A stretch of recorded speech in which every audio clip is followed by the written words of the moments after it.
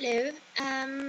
Yeah, I just thought, as a follow-on to my previous video, that I will explain what my situation has been like with my journey with epilepsy. I was diagnosed with patimal epilepsy when I was about 16, and bounced from a few neurologists because I was in denial and never thought that it was true. But yeah, no, the EEG showed it, and I was put on medication. It took a really, really long time to find the right dosage and balance of medication.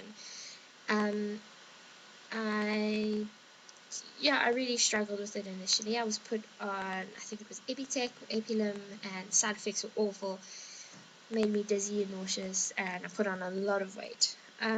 After that, when I was about 17, I went through quite a bad depressive state, and I was, for about 6 months, was really depressed. When I look back on it, I could see how depressed I was, but when I was in it, I just had no idea. I was also diagnosed with bipolar by two psychiatrists, or one psychiatrist, one psychologist, and I've been learning to deal with that ever since then.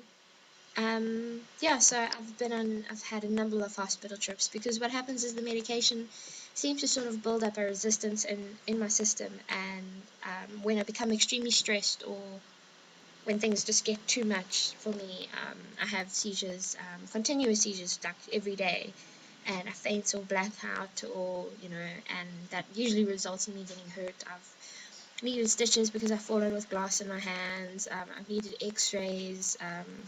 I've been partly concussed before, so it's quite scary when you faint, because you have no control over your body.